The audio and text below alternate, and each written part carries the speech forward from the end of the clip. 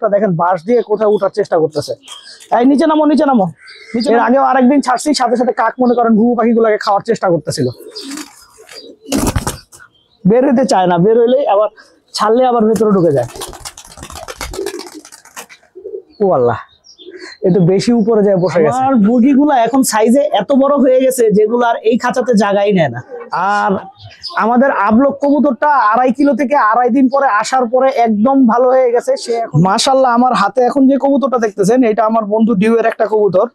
এই কবুতরটার এবার পাল্লায় পারফরমেন্স মাশাআল্লাহ অসাধারণ। এই হচ্ছে আমার যে 2 পরের বাচ্চাটা পাল্লা খাইতেছিল ওই কবুতরটা, ঠিক আছে। ওই কবুতরটা এখন পর্যন্ত পাল্লায় টিকে আছে। আসসালামু আলাইকুম দর্শকবৃন্দ, কি অবস্থা সবার, কেমন আছেন আপনারা? আপনাদের সবাইকে আমাদের নতুন একটা ভিডিওতে স্বাগতম। তো দর্শকবৃন্দ, আজকে আমরা আমাদের ঘুঘু পাখিগুলো বাইরে ছেড়ে দিছি। দেখেন এরা কত সুন্দর বাইরে ঘুরতেছে। ঘুঘু পাখি আর কবুতর আসলে আমার খুব বেশি তফাৎ মনে হয় না, ঠিক আছে।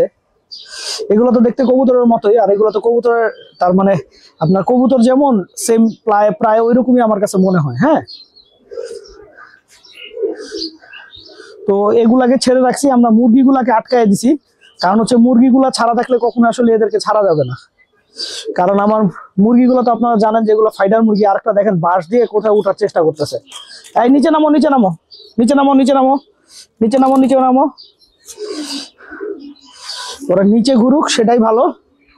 কারণ হচ্ছে যে আপনার উপরে টুপরে উঠলে পরে আবার আমার ধরতে এদেরকে একটু কষ্ট হয়ে যাবে। আর এইদিকে আপনার ঘুঘু পাখিগুলো ছাড়ছি আর কাক এসে বসছে।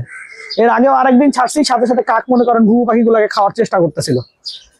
তো যেভাবে ওকে কাকগুলোর থেকে আমার কবুতরগুলো, এই ঘুঘু পাখিগুলোকে সেভ করতে হবে। আর এদিকে আজকে একটা বাচ্চাও ছেড়ে দেখি, যে এদেরকে এখন পর্যন্ত বাইরে ছাড়া হয় না। এদেরকে ছাড়লে এরা আসলে কি করে, আসেন একটু ছাড়ি। বের হইতে চায় না, বের হইলেই আবার ছাড়লে আবার ভেতরে ঢুকে যায়। তো এটাকে ছাড়ি দেখি, ছেড়ে দেখি ও একা একা ঘরে ঢুকে যায় কি যায় না। এই যে এখান থেকে ছাড়লাম।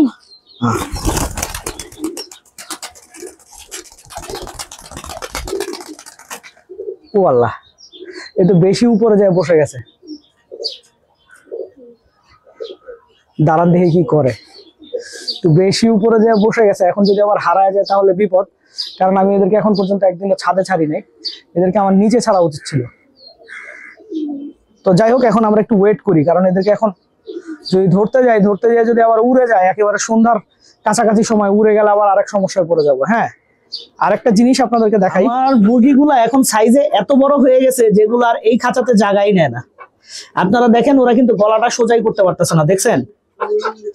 সাইজ অনেক বড় হয়ে গেছে, এই খাঁচাতে আর জায়গা হচ্ছে না। তো আমরা 2-1 দিনের মধ্যে এদেরকে বড় খাঁচায় শিফট করে দিব। আর এই 2-1 দিন এরা এখানেই থাকুক। হ্যাঁ, হয়তোবা অল্প কিছু দিনের মধ্যে আমি একটা বড় খাঁচা খালি করে এদেরকে বড় খাঁচায় ছেড়ে দিব।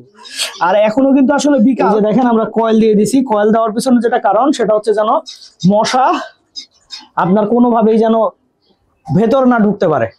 কারণ মশা যদি ভেতরে ঢুকে যায় তাহলে কিন্তু কয়েল দিয়েও কোনো কাজ হবে না। আর আমাদের আবলক কবুতরটা 2.5 কিলো থেকে 2.5 দিন পরে আসার পরে একদম ভালো হয়ে গেছে। সে এখন মোটামুটি খুব ভালো উঠতেছে। এখন তার উড়া আবার আগের মতো হয়ে যাইতেছে। আর কারণ হচ্ছে কি, এই কবুতরটা তো সারাক্ষণ মনে করেন মাদির সাথে মুসলিতে থাকতো। তো ওরা তো বাসায় আসতে হয়েছে উইরাই, যেহেতু উইরা বাসায় আসতে হয়েছে, ওর এখন বুঝতে পারছে যে আমার তো উঠতে হবে। মাশাআল্লাহ, আমার হাতে এখন যে কবুতরটা দেখতেছেন এটা আমার বন্ধু ডিউয়ের একটা কবুতর।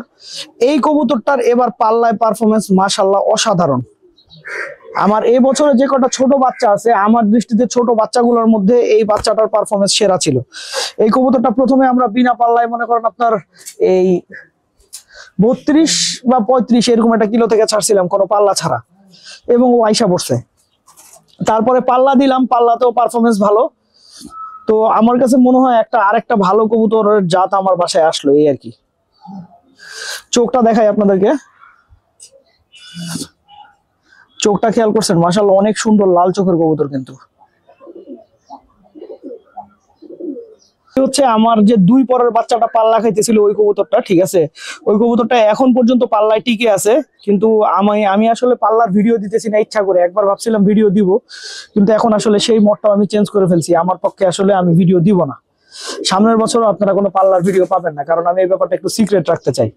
আর সবচেয়ে অবাক করা যে বিষয়টা, সেটা হচ্ছে যে এই বাচ্চাটা এখনো টিকে আছে, আর আমি এই বাচ্চাটাকে মোটামুটি পাল্লা দিছি। আমার এই বাচ্চাটাকে আর পাল্লা দেওয়ার ইচ্ছা নাই এবছর। তো দর্শকবৃন্দ, ভিডিওটা আমি এখানেই শেষ করছি। আপনারা সবাই ভালো থাকবেন, 5 ওয়াক্ত নামাজ পড়বেন। আসসালামু আলাইকুম।